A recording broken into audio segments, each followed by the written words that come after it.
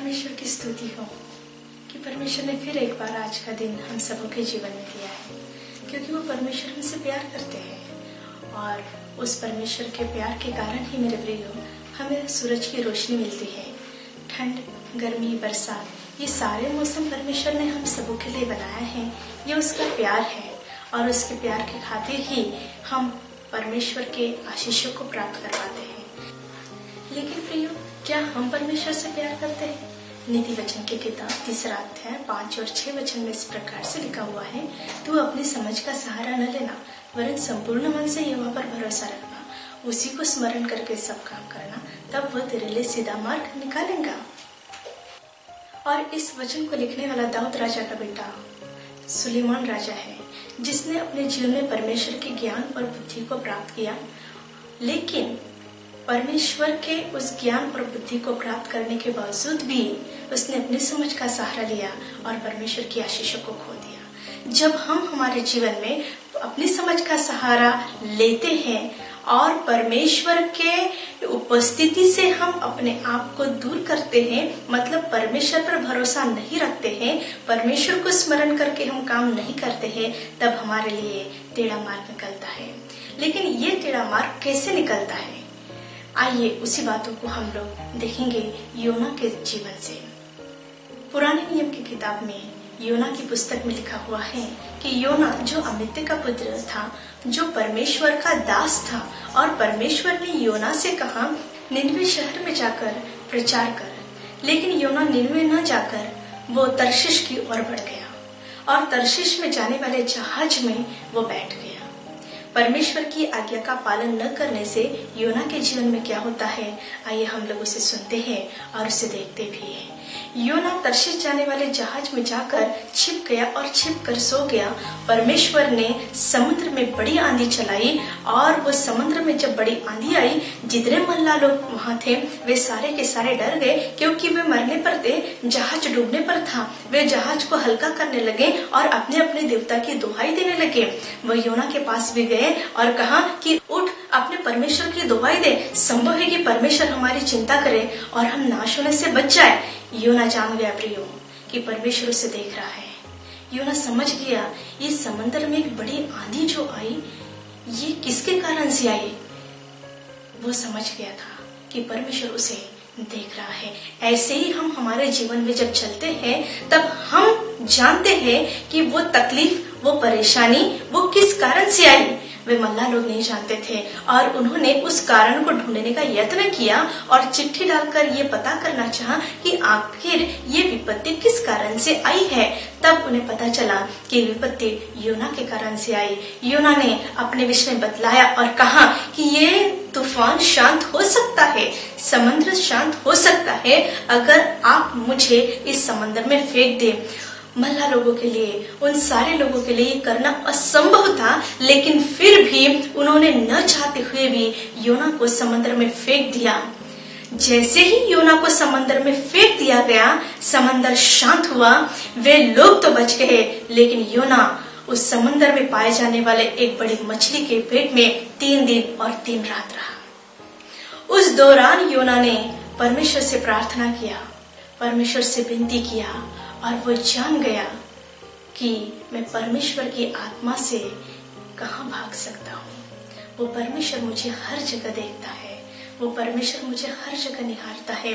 उसने अपने आप में समझ लिया और ये जान लिया कि परमेश्वर सर्वदर्शी ईश्वर है, वो सब कुछ देखता है, उसकी नजर पृथ्वी के हर एक कोने कोने में होती है।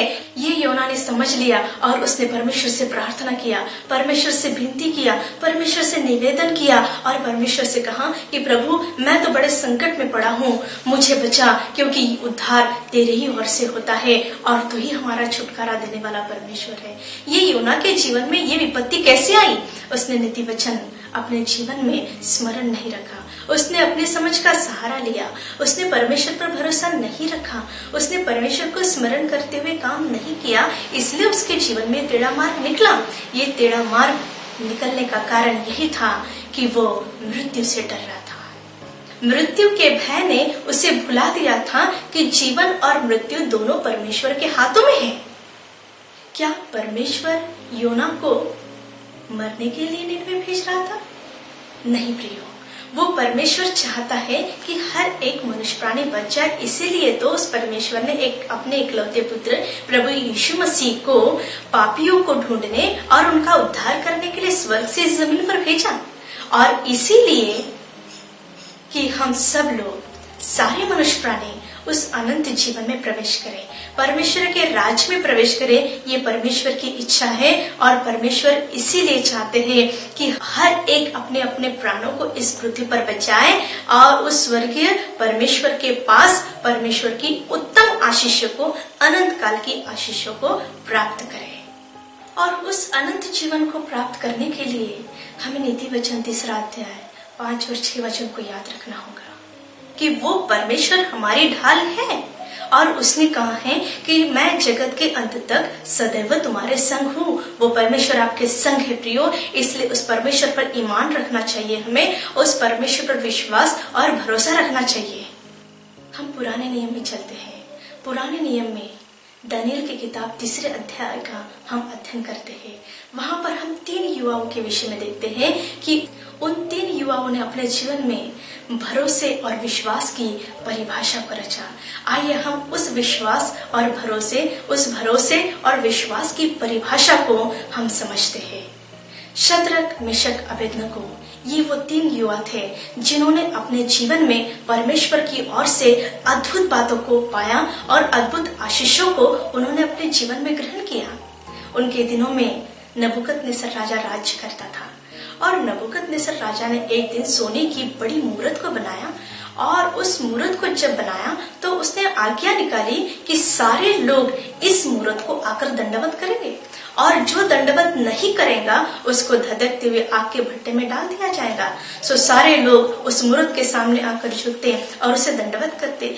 लेकिन शद्रक, मेशक, अबेदनगो ये अपने जीवते परमेश्वर की उपासना करते थे। जैसे ही राजा को पता चला कि सारे लोग इस मूर्त को दंडवत कर रहे हैं, सिर्फ शद्रक, मेशक, अबेदनगो ये 3 लोग उसको दंडवत नहीं कर रहे हैं। सो राजा ने उनसे पूछा कि ऐसा कौन सा देवता है जो तुम्हें मेरे हाथ से छुड़ा सकता है। तब शद्रक, मेशक, अबेदनगो ने उन 3 युवाओं ने कहा, हे राजा, हमारा परमेश्वर धधकते हुए आग के भट्टे के बीच में भी बचाने की शक्ति रखता है। वरन हे राजा, तुझे मालूम है कि वो तेरे हाथ से भी हमको छुड़ा सकता है, लेकिन हम तेरे खड़ी कराई मूर्त को हम दंडवत नहीं करेंगे। तब राजा झुंझला उठा और उसने उस आग के भट्टे को और अधिक 7 गुना धधका दिया और उस धधकते हुए आग के भट्टे में शद्रक, मेशक, अबेदनगो को उसने डाल दिया। जिन पुरुषों ने शद्रक, मेशक, अबेदनगो को आग के भट्टे में डाला वे आग की आंच से जल मरे। लेकिन प्रियो, वे 3 युवा शद्रक, मेशक, अबेदनगो जिन्होंने जीवते परमेश्वर पर भरोसा रखा था, जिन्होंने जीवते परमेश्वर की उपासना करी, जिन्होंने जीवते परमेश्वर पर दृढ़ अटल विश्वास रखा था, वे जीवित रहे। तब राजा ने देखा कि मैंने तो 3 को डाला था, ये यहाँ 4 टहल रहे हैं। तब उस राजा ने अपने आंखों से देखा कि वो चौथा स्वरूप ईश्वर के पुत्र के स्वरूप के जैसा वो दिखाई दे रहा है, वो मानो ईश्वर के पुत्र के सदृश है। तब उसने उठकर खड़े होकर कहा, हे शद्रक, मेशक और अबेदनगो, परम प्रधान परमेश्वर के दासों, बाहर निकल आओ। और वो सर्वशक्तिमान परमेश्वर के वो 3 दास शद्रक, मेशक, अबेदनगो वे जीवित बाहर निकाले गए। बोले प्रभु यीशु मसीह की जय। वो जय देने वाला परमेश्वर है मेरे प्रियो। ऐसा इसलिए क्योंकि उन्होंने अपने जीवन में परमेश्वर पर दृढ़ भरोसा रखा था। उन्होंने नीति वचन 3 अध्याय और 5 और 6 वचन को अपने जीवन में याद रखा और उन्होंने अपने जीवन में परमेश्वर की अद्भुत आशीषों को प्राप्त किया। उन्होंने भरोसे और विश्वास की अद्भुत परिभाषा को प्राप्त किया, जो आज हमारे जीवन में एक नई प्रेरणा हमें देता है, एक नया विश्वास, एक नया भरोसा हमारे जीवन में देता है कि आंधी आए चाहे तूफान आए, हमारा परमेश्वर हमें बचाने की शक्ति रखता है। वो शद्रक मेशक अबेदनगो को आग के भट्टे में बचा सकता है। वो परमेश्वर सब कुछ कर सकता है, उसके लिए कोई काम कठिन नहीं है मेरे प्रियो। इसीलिए हम हमारे जीवन में सदा याद रखें, उस परमेश्वर पर भरोसा रखें, उस परमेश्वर पर विश्वास रखें, उस परमेश्वर पर दृढ़ भरोसा रखते हुए अपने कदम को आगे बढ़ाए। वो परमेश्वर अपनी अद्भुत आशीषों को हमारे जीवन में प्रकट करेगा। और तब राजा ने जान लिया, और तब राजा ने कहा, शद्रक मेशक अबेदनगो का परमेश्वर ही परमेश्वर है। और उसने शद्रक मेशक अबेदनगो के परमेश्वर की महिमा की, और उसने जान लिया कि शद्रक मेशक अबेदनगो के परमेश्वर के सिवाय और कोई परमेश्वर नहीं है। ये क्यों हुआ मेरे प्रियो? ऐसा क्यों हुआ?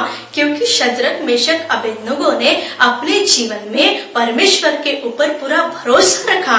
उन्होंने अपनी समझ का सहारा नहीं लिया। उन्होंने परमेश्वर पर भरोसा रखते हुए, उस परमेश्वर को स्मरण करते हुए, उन्होंने दृढ़ विश्वास रखते हुए अपने जीवन में कदम को आगे बढ़ाया।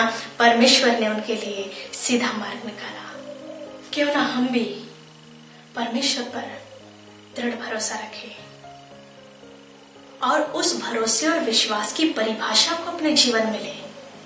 कई बार हम हमारे जीवन में अपनी समझ का सहारा ले लेते हैं।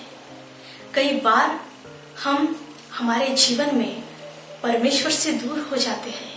लेकिन प्रियो, आज समय है, हमें शद्रक मेशक अबेदनगो के जीवन से हमें शिक्षा मिल रही है कि हमें डरना नहीं है, हमें घबराना नहीं है। योना के जैसे नहीं, लेकिन शद्रक मेशक अबेदनगो के जैसे हमें सफल होना है। और सफल होने के लिए हमें परमेश्वर पर दृढ़ भरोसा रखना है, उसके आज्ञा का पालन करना है, और उस पर भरोसा रखते हुए अपने जीवन में हमें सफलता की ओर बढ़ते चले जाना है। आइए हम परमेश्वर के सम्मुख अपने आप को रखेंगे और आज हम अपने आप के लिए प्रार्थना करेंगे। आज हम अपने आप के लिए विनती करेंगे और परमेश्वर से कहेंगे कि प्रभु मुझे शक्ति दे, मुझे सामर्थ दे, मुझे हियाव दे। खुदावंदा, तू मेरी ढाल है प्रभु। तूने कहा है कि मैं जगत के अंत तक सदैव तुम्हारे संग हूँ। परमेश्वर, आप हमारे संग रहिए, ताकि प्रभु आंधी और तूफान भी आए तो हम मृत्यु से नहीं डरे, लेकिन परमेश्वर हम तुझ पर भरोसा रखते हुए हम मृत्यु से भी पार होकर हम तेरी महिमा को प्राप्त कर सके। शद्रक मेशक अबेदनगो के माने तेरी उपस्थिति को प्राप्त कर सके। आइए अपने हाथों को उठाए और प्रभु के सम्मुख अपने आप के लिए हर सुबह, हर शाम, हर दोपहर, हर सिचुएशन में, हर परिस्थिति में हम अपने आप से कहें,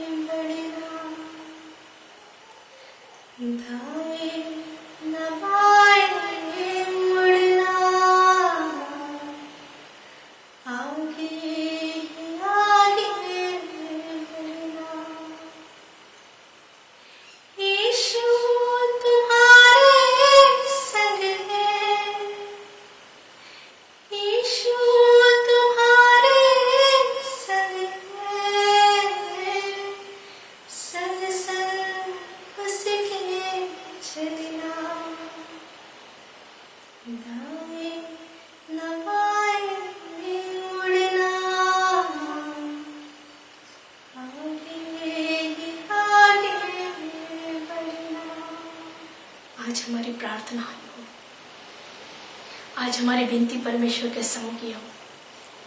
शद्रक मेशक अबेदनगो जब आग के भट्टे की ओर बढ़ रहे थे, उन्होंने परमेश्वर से प्रार्थना किया और परमेश्वर से शक्ति मांगा। प्रियो, आज हम परमेश्वर से सामर्थ मांगे और प्रभु के सम्मुख कहे अपने आप को कि चाहे कैसी भी परिस्थिति क्यों ना हो खुदावन, लेकिन उससे लड़ने की ताकत मुझे दे खुदा। मुझे शक्ति दे ताकि प्रभु मैं तेरे वचन के अनुसार आगे बढ़ सकूं और मैं सफल हो सकूं। विनती करें उस खुदावन से जो आपकी आवाज को सुन रहा है, जो आपकी प्रार्थना को सुन रहा है। सर्वशक्तिमान परमेश्वर पिता, जमीन और आसमान के बनाने वाले खुदा, प्रभु हम सब तेरे सम्मुख हैं और आपसे ये विनती करते हैं, आपसे ये प्रार्थना करते खुदा, शद्रक मेशक अबेदनगो की मानी शक्ति हमें देना, हमें सामर्थ्य देना प्रभु जी, ताकि खुदा तेरी महिमा को हम प्राप्त कर सके, शैतान का हम सामना कर सके प्रभु और जयवंत हो सके खुदावंदा, ताकि अनंत राज्य में हम तेरे संग प्रवेश कर सके। ये प्रार्थना प्रभु यीशु मसीह के नाम से करते हैं, इसे सुनिए।